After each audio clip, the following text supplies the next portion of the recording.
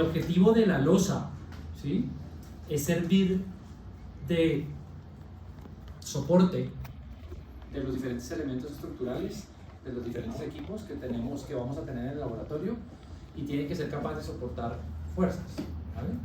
Porque básicamente lo que no me gusta decir que es la cimentación de los elementos que vamos a usar ahí, sino me gusta más pensar en que es realmente el soporte de la cimentación de los elementos que vamos a hacer ahí en el caso de la losa, ¿okay? Entonces eso es lo primero. Si ustedes revisaron los planos, ¿sí?, la losa no es solo el elemento superior, ¿sí?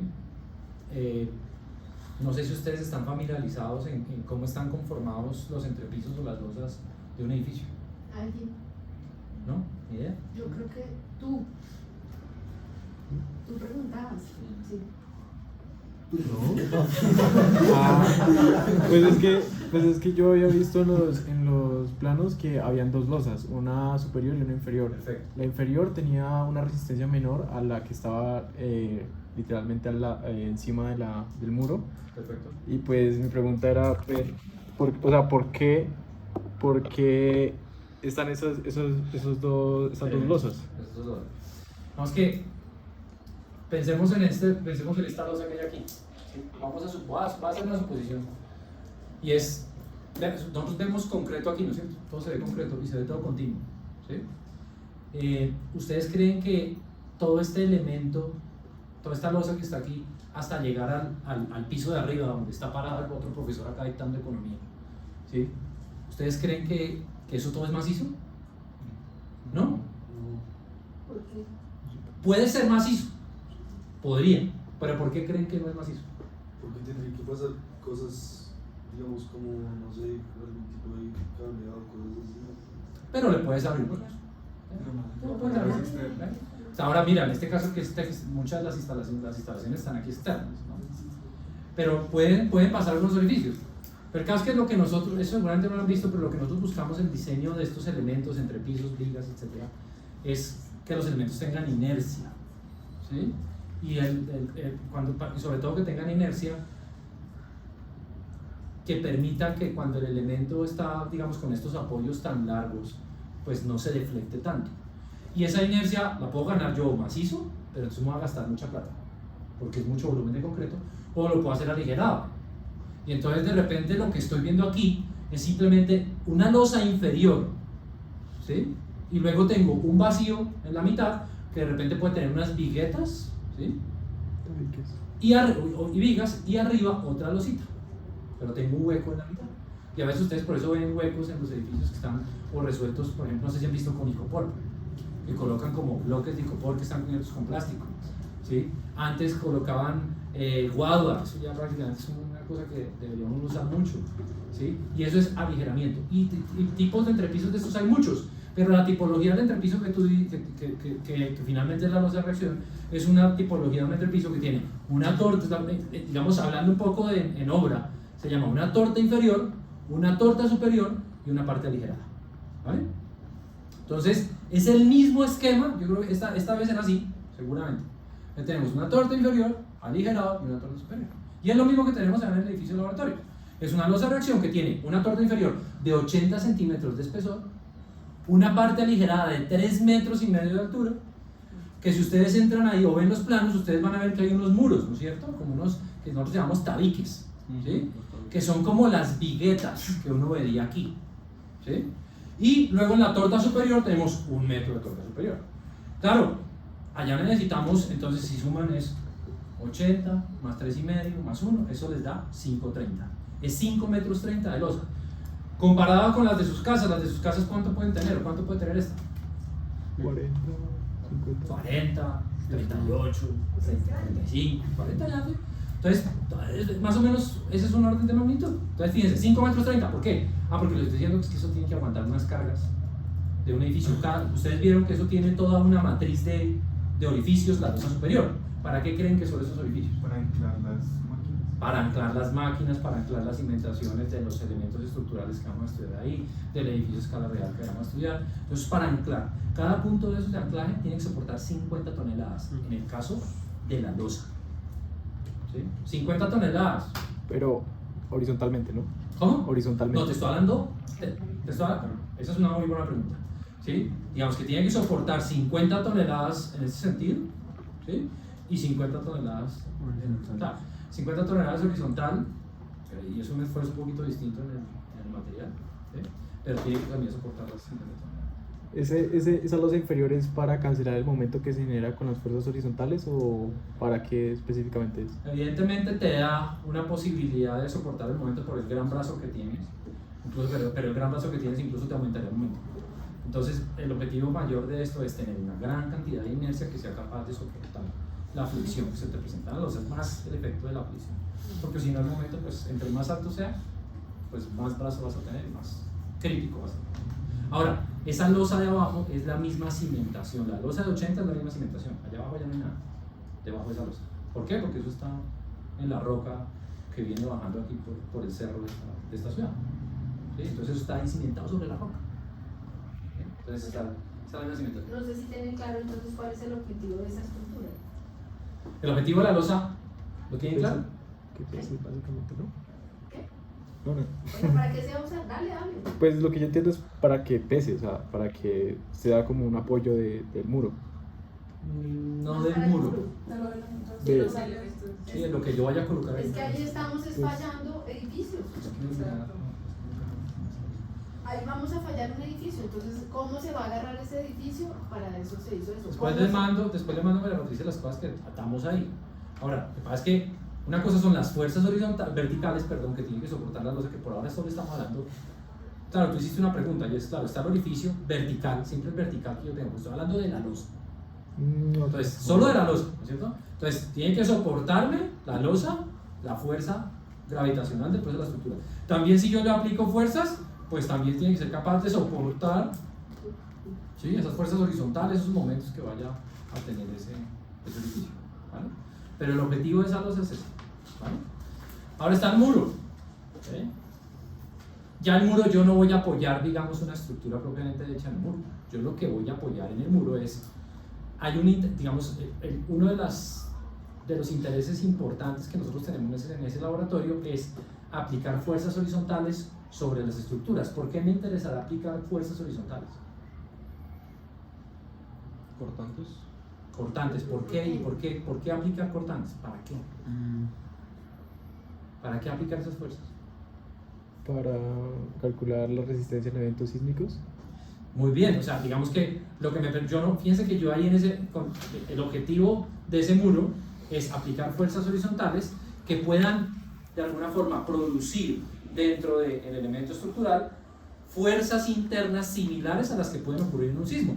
Muy bien, las fuerzas más críticas en los sismos para las estructuras son las horizontales, ¿sí? Entonces, a mí me interesa, yo no puedo simular un sismo con el muro, y ahí les empiezo a responder alguna pregunta. Lo que yo hago es, me sirvo del muro para poder apoyar a los gatos y poder aplicar unas fuerzas horizontales sobre un muro. Yo no puedo hablar de cargas cíclicas, cargas dinámicas cuando hablo del muro, ¿sí? Cuando hablo de dinámico, hablo de frecuencias altas. Cuando digo frecuencias, digo que el actuador con el que estoy aplicando fuerzas tiene que moverse, no sé, como mínimo unos 5 Hz, así que haga 5 ciclos por segundo, y eso es muy alto. Normalmente el muro yo lo utilizo para aplicar ciclos tremendos con una frecuencia muy baja, ni siquiera un ciclo por segundo. Eso ya, bueno, para elementos muy chiquitos como algunas cosas que hacemos, pero normalmente el muro ya no va a estar sometido normalmente a fuerzas dinámicas, va a estar digamos sometido a fuerzas cíclicas. ¿Y qué tipo de fuerzas cíclicas?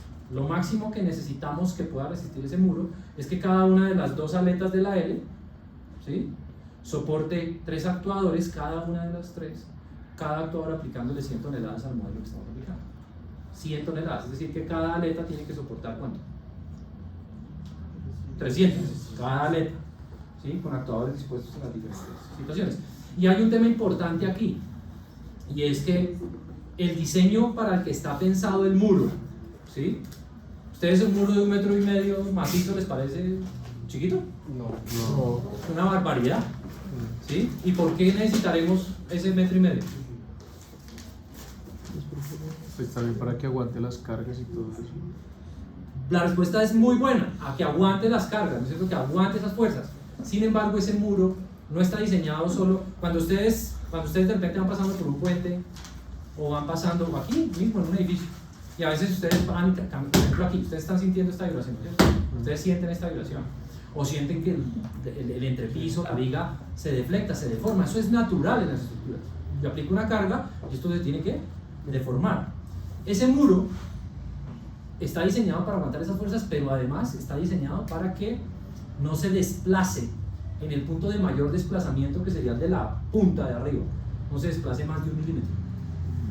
¿Sí? ¿Por qué no necesito que se desplace más de 1 milímetro? Porque lo que yo estoy ensayando son las estructuras y no estoy ensayando ese muro. Entonces ese muro tiene que ser lo suficientemente rígido, ¿sí?, para yo poder aplicar fuerzas a lo que yo estoy ensayando y que el muro ni lo sientas prácticamente. Entonces por eso tiene ese espesor. Entonces eso lo van a aprender más adelante. Eso es un diseño no por estado límite último, que es como tú dijiste, que son fuerzas resistentes, sino por el estado límite de servicio, que son máximos desplazamientos, tradicionalmente aquí en el horno nuestro. ¿Sí? Entonces, para que se desplace lo menos posible. ¿Sí? Entonces, por eso es las dimensiones del muro. Ustedes interrúpanme con preguntas. Entonces, yo creo que está claro. Bueno, hay una matriz de orificios en el muro. ¿Sí? En la parte, casi en la mayoría del muro, los orificios están separados 50 centímetros. Y en la parte superior está separado apenas como 1 metro, sobre todo la última línea de orificios. Esos orificios son para poder anclar los actuadores, los gatos que van a aplicar las fuerzas, ¿vale? Entonces para eso son esos orificios. ¿Por qué se usan losas y la inferior con concreto pobre? Realmente ahí no teníamos concreto pobre en esa losa inferior. ¿Sí? O sea, ahí no hay concreto pobre, ahí el diseño es un poquito distinto. Tenemos eso, la losa de 80, la que está abajo, y abajo de la losa de 80 lo que hay es se hizo un filtro con un material granular de grandes dimensiones. Piensen que eso es como, no lo hago fácil, no es ciclope, no, son grandes, se llama un filtro francés, pero digamos esos son grandes pedazos de piedras, de roca, ¿sí? Que lo que busca es que en el caso de que tengamos presencia de agua por debajo de la losa, tengamos un lecho por donde se pueda mover el agua y la recogemos por unos tubos que están ahí adentro de ese lecho de roca.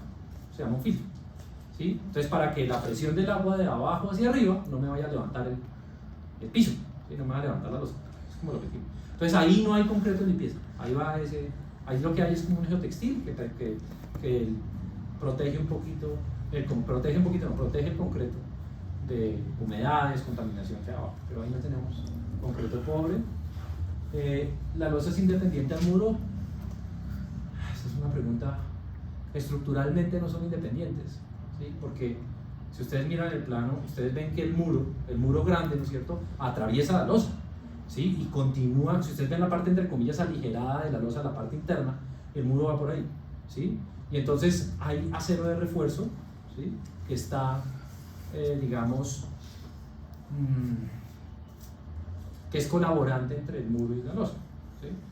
Pero pues finalmente digamos que sí hay unas responsabilidades muy claras entre que las fuerzas horizontales las tiene que soportar es el muro de cara a los gatos, ¿sí?, el muro solito, pero finalmente como también es la cimentación del muro, entonces es una pregunta, ¿sí?, básicamente que si es todo un conjunto, ¿no? Es todo un conjunto. Desde el punto de vista de ejecución, no, y ahora les explico por qué. ¿Cuáles son las resistencias de diseño específicas para cada elemento de la estructura? 50 megapascales a compresión, ¿sí? Es un diseño por resistencia a compresión. Eso es un concreto que ya para este país es un concreto de alta resistencia, ¿sí?, tanto para la losa como para el muro, son las dos, ¿sí? Todo eso está lleno de concreto de 50 megapascales. Creo que no está ahí, pero digamos más especificaciones. Es un laboratorio de estructuras. ¿Qué impresión les daría a ustedes si entran a un laboratorio de estructuras y ven la losa fisurada? Es como que, ¿y dónde estamos? ¿Sí? Hay unos procesos que seguramente van a ver más adelante con la profe, y es el concreto, y más adelante en toda la carrera, el concreto es natural que se fisure. ¿Sí? Y hay unos procesos, bien sea por por cómo se seca, porque finalmente usted tiene concreto. ¿Por qué está compuesto de concreto? Agua, arena. Agua, cemento, agregados, ¿no es cierto? Agregado grueso, agregado fino, ¿sí? Esos son los componentes básicos, ¿sí? Y entonces cuando yo vierto el concreto y empieza a pasar el tiempo, físicamente, ¿qué le está pasando al material? Se está desgastando. No, apenas yo lo vierto, ¡pah! Está en estado fresco. Está en estado fresco, lo vierto yo en un molde, ¿no es cierto? Normalmente necesito un molde. Y empiezo, y lo dejo quietico, ¿qué le empieza a pasar al material con el tiempo? ¿Ah? Se seca, empieza a secarse. Y secarse, ¿qué es? Perder agua, ¿sí? O sea que de esos 3 ingredientes, ¿no es cierto? El agua empieza a irse. Eso en términos prácticos significaría que el material va a perder volumen, ¿no es cierto? Y si va a perder volumen, significa que el material va a tender a, ¿sí? Perdón por el ruido que hago, tirar para a hacerse así.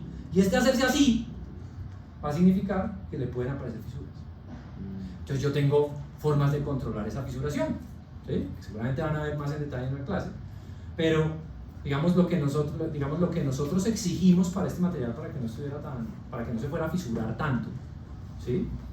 Es que le incorporaran fibras, ¿sí? Y fibras para controlar esa fisuración producida en estado plástico, ¿sí? Entonces es un concreto que está adicionado con fibras, ¿sí? Digamos que lo que realmente nosotros le pedimos Dio la respuesta al diseño. yo les di la respuesta al diseño, la embarré. Ya todos saben que tiene que meter. Ahora qué fibra le van a meter, eso sí ya no le puedo decir, ¿sí? Porque eso es un mundo también, ¿sí? Eso es un mundo, entonces por lo menos ahí esa no la. Esto es como contraseña. Sí. Entonces, nada, es importante eso, y eso va para los 2 elementos, ¿sí? Otra pregunta que había ahí era exigencias de fundir esto. Claro, fíjense, realmente son 400 metros cuadrados de espacio que ocupa la losa. Eso es el espacio.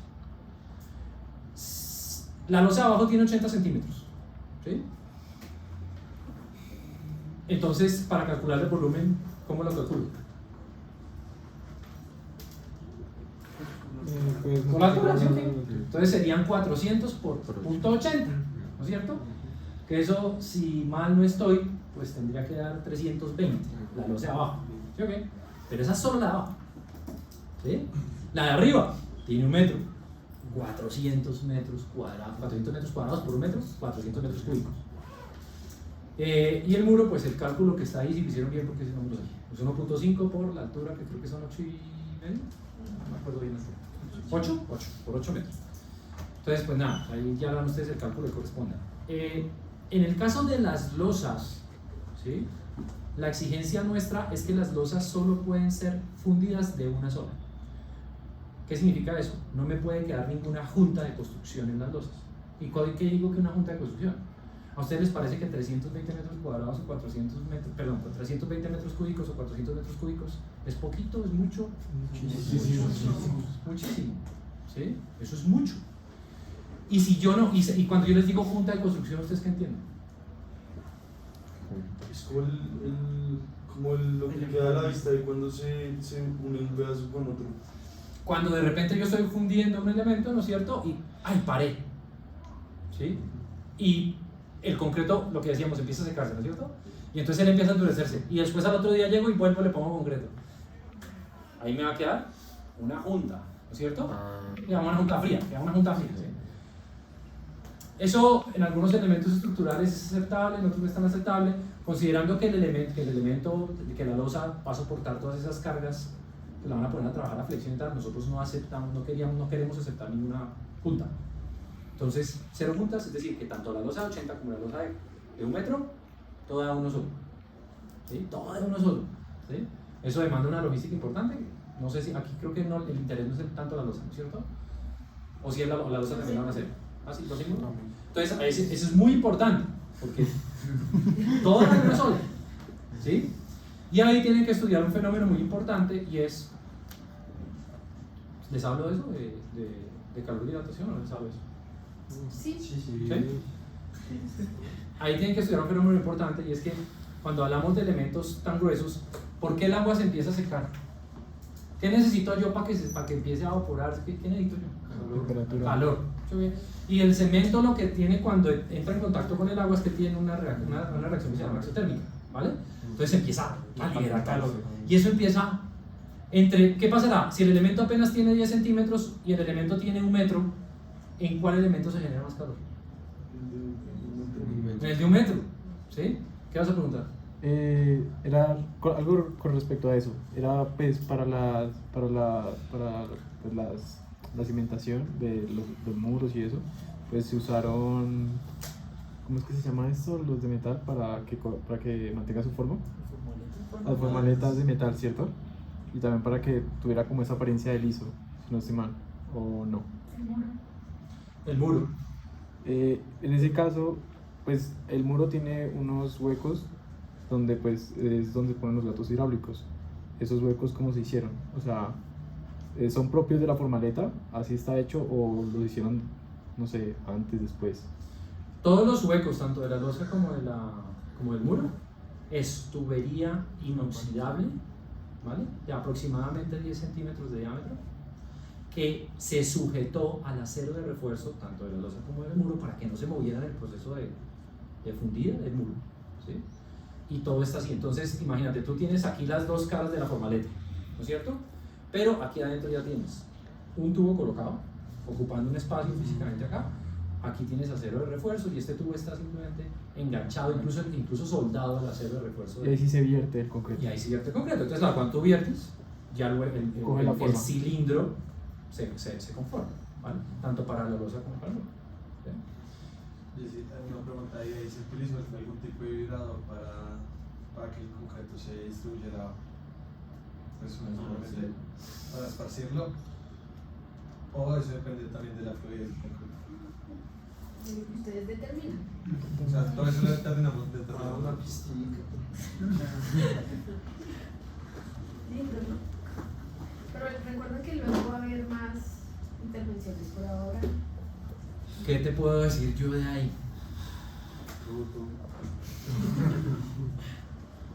Como para adelantarme un poco.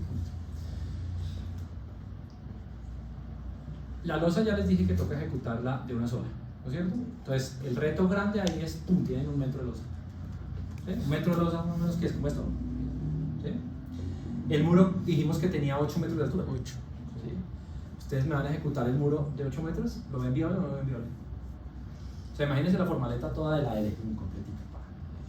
Y 8 metros de altura.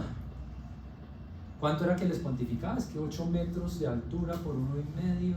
Sebastián. ¿Cuánto era que les daba? Bueno, evidentemente es menos que la losa, ¿no es cierto? Pero imagínense que yo tendría que colocar el concreto a 8 metros y soltar el concreto desde arriba, ¿no es cierto? ¿Les parece como lógico esa vaina o les parece que es mucho? Hay tecnología que lo permite, ¿sí? Entonces ahí les toca a ustedes investigar cosas de concreto, ¿sí? Hay concretos, ahí les adelanto, hay concretos que se llaman autocompactables, hay concretos que son normales, entonces ahí viene la fluidez. Pero para el muro les admito que puedan construirlo en 3 tramos, la parte de 8 metros. En 3 tramos, es decir que ahí sí vamos a tener junta. ¿Sí? Ahí vamos a tener una junta. Entonces ustedes llenan primero, tiran 8 entre 3, aunque o deberían ir más a profundidad, porque eso va normalmente en función del alto comercial de la formaleta que uno tiene, del molde. ¿Sí? Normalmente uno se ajusta a eso. Entonces ahí podrían investigar un poco más. En este caso son pequeñas las maletas. ¿Pequeños? ¿Por qué pequeños? No sé si recuerdo, pero se ven como más las juntas, más, no como 3 tramos. Son 3 juntas, ¿sí? Pues estoy equivocado. Sí, son 3 nomás. Son 3. Podemos hacer, Estas son 4.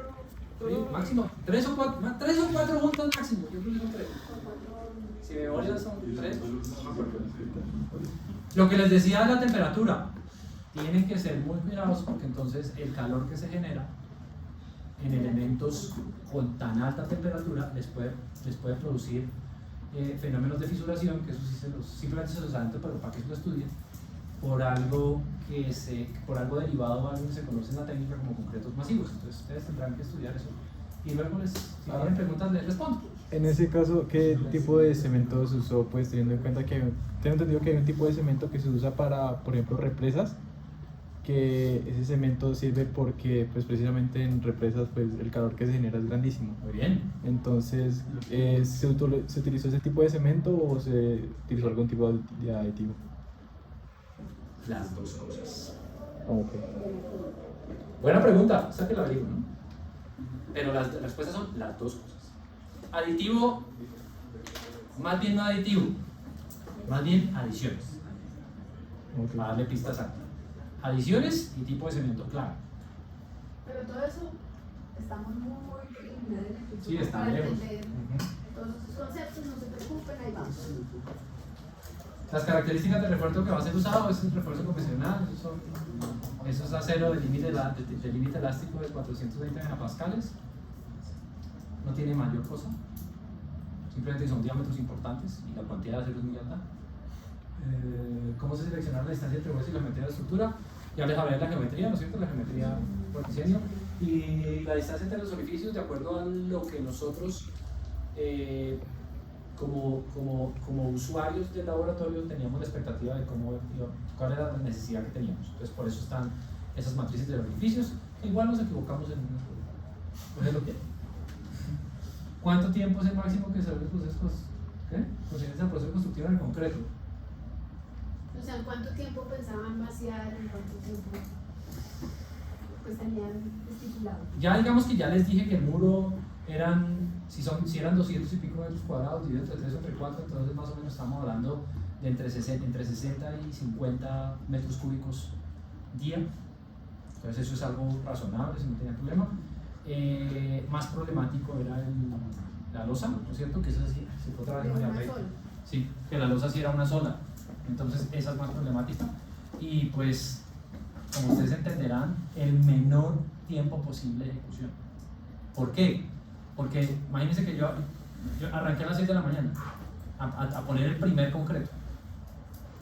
Si yo me demoro a partir de las 6 de la mañana 18 horas y todavía estoy bombeando concreto, pues indiscutiblemente el concreto que yo tengo abajo ya le está pasando algo, ya está reaccionando, ya está, como dice el compañero, arrancando todas esas reacciones y empezándose a secar. Entonces, no les puedo decir un tiempo como cliente, lo que les puedo decir es el menor tiempo posible de ejecución. ¿Cuánto podría ser algo razonable para esas cantidades? Un día. Eso Un sería día algo losa, razonable. un día. No sé, 12 horas, más o menos, sería algo razonable, máximo 14. Pero todo eso demanda una logística que ustedes tendrán que pensar. Tiene una pregunta. ¿Utilizaron solo llegaba camión y salía o iban vaciando al tiempo con 2 bombas? Está asociado a la, sí, cuántas restricciones, lo de cuántas bombas no, pero qué restricciones y normativas estaban presentes para el vaciado, colocación, transporte, que está un poco asociado a lo que Andrés está preguntando. Yo creo que normativa, pues tienen que revisar, ¿no es cierto?, todo lo que tiene que ver con la NSR respecto a la ejecución del día en concreto. Ambiental, bueno, tendrían que revisar un poco lo concerniente a la normativa que tiene el Instituto de Desarrollo Urbano respecto a temas ambientales. Claro, es que el tema ambiental, como lo veo macro para todo el proyecto, ¿ves? Entonces, ¿qué pasa con el tema ambiental que se ve macro para todo el proyecto? Que es que ustedes tienen que tener un plan de gestión ambiental, ¿sí?, que es global para tu proyecto, ¿sí?, no es específico para esa ejecución. Para esa ejecución, claro, tú muy bien nos dices, claro, imagínense cuántos son los metros cúbicos que puede cargar una mixer. Como 18, por Más o menos, las más grandes que llegaban acá eran de 8. ¿Sí? Vamos que de 12 hay, el típico 6, 8, y normalmente que estaban llegando desde 8. Entonces, pues dividían 400 entre 8. ¿Cuántas mixers llegaban? ¿Sí? Pues son 50. 50 viajes. 50 viajes en una ciudad como Bogotá, en la séptima, teniendo. Entonces, normalmente uno tiene que trabajar con un PMT, un plan de manejo de tráfico. Entre comillas, ¿sí? Entre comillas, pero porque también el plan de manejo de tráfico puede ser general para la obra pero revísenlo dependiendo. ¿Qué tienen que tener en cuenta restricciones? Los accesos. El único acceso posible para esta obra es la calle 40, calle 40B. Es el único posible acceso. Entonces ustedes tienen esa restricción. Esa es la del Giraldo. ¿Tienen otra restricción ahí? Giro. Mirar qué temas de giro y mirar el tema de que pues, están ustedes estudiando y que hay una logística de seguridad y salud en el trabajo, de seguridad y salud que hay que revisar. ¿Okay? Entonces, eso es muy importante, señor. Pero pues también hay que pensar que no todos los materiales se tuvieron que traer el mismo día, ¿no? O sí, o sea, por ejemplo, hay materiales que no se pudieron haber dejado acá para pues no tener que hacer todos esos viajes. La respuesta, bueno, entonces me adelanto una respuesta aquí, que si podemos tener aquí una planta de concreto, por ejemplo, para producir, la respuesta es no me da espacio. De una vez de entrada les digo, no hay problema. Verifíquenlo, pero no me da. ¿Sí? Ahora, normalmente las plantas de concreto en obra, que yo digamos, uno las piezas, ustedes pueden buscar, porque eso es muy fácil que lo encuentren, hay una recomendación a partir de cuántos metros cúbicos es importante tenerla. Aunque los 400 metros cúbicos nos parezcan mucho, son mucho para un elemento, sí, pero para una obra en general, eso no es nada. ¿Sí? Eso no es nada. Y para un edificio eso no es nada. Entonces, ustedes buscan y ustedes van a encontrar qué recomendaciones existen para poder tener una planta de concreto móvil, y son varios miles de metros cúbicos que se van a producir, y hay que tener el espacio. Y aquí en la Javeriana no tenemos el espacio, y si ustedes revisan el edificio de laboratorios, pues sí, nosotros nos tenemos mucho concreto, pero el resto es puro metal. Entonces, no era tan viable. Perdóname, yo me fui por un lado para contestar tu pregunta. ¿Cuál era exactamente? Pues que si se podían dejar Vale. material acá. Entonces, de entrada ya te digo, restricción, toca traer el concreto ya hecho. Y el concreto ya hecho significa que entra el concretico en estado fresco y lo coloco. Y entra premezclado, o sea, viene de una planta, ¿sí? Y tiene que entrar. Y el concreto tiene una ventana de tiempo para yo poderlo colocar, ¿sí? Y esa ventana de tiempo no es... No es que lo puedas guardar de hoy para mañana. Sí, lo puedo guardar de para mañana. Entonces es concreto que te va llegando y tú lo vas colocando, ¿sí? Entonces eso es importante. El acero, y eso sí, ¿no es cierto? El acero, la formaleta, todo eso es trabajo previo que se va haciendo, pero para el concreto no. ¿Bien? No, sino que pues es que yo pensaba otra cosa, pero sí. ¿Qué pensabas? Yo pensaba que el concreto se estaba fundiendo acá. No. Imagínate para fundir. Tendría que ser una planta, incluso, por ejemplo, el concreto que trajimos acá para esa losa vino de 3 plantas diferentes. Que la producción de un día puede ser de una planta solamente. Puede ser 600 metros. Eso es una logística. Lo que yo he averiguado que hay máquinas que, bueno, es como el tamaño de la parte de atrás de un camión, y básicamente lo usan mucho para carreteras, y si no estoy mal produce como 20 metros cúbicos de concreto por hora. Bien, sí, pues. Entonces pues pensaba que quizás se pudo haber utilizado alguna máquina de... No de poner Nacho. No, pero de todas formas, Pero bueno, lo que digo es que toca analizar, porque por ejemplo de esas máquinas, el concreto que vas a fabricar y fundir acá tiene unas especificaciones que hacen que la calidad va a ser muy muy buena, ¿sí?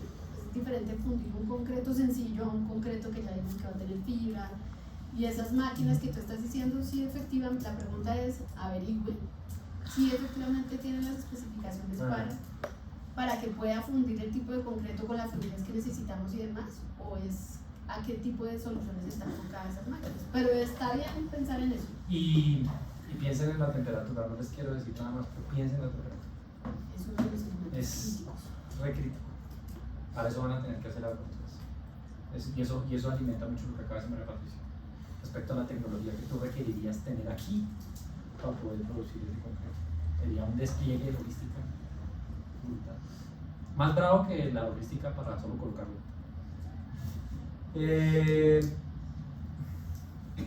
Países.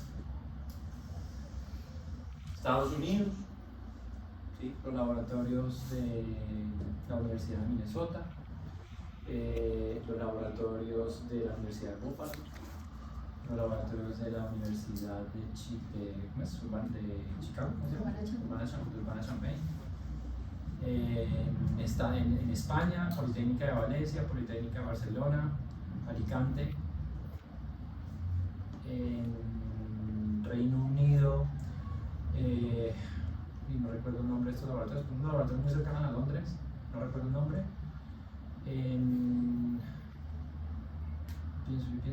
Pienso. Los laboratorios de la Politécnica de Perú, de la Universidad Católica de la Universidad Católica de Perú, de la Universidad Católica de Chile, de la UNAM, de México, aquí en Colombia, de Costa Rica, aquí en Colombia la Universidad de los Andes, la Universidad de AFIP. Bueno, lo que pasa es que la escuela no estaba así, ahí no estaba, en cambio de AFIP y los Andes sí. La Universidad Militar tenía algo, principalmente eso.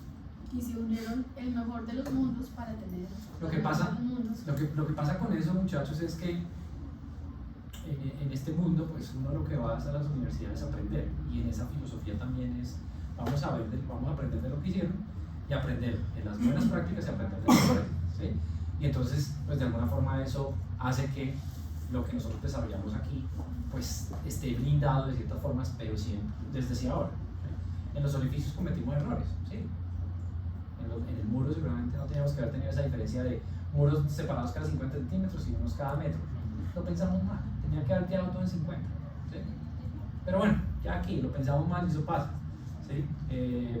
Y hay muchas cosas, tanto positivas como negativas, que probablemente más adelante tenga espacio para contar.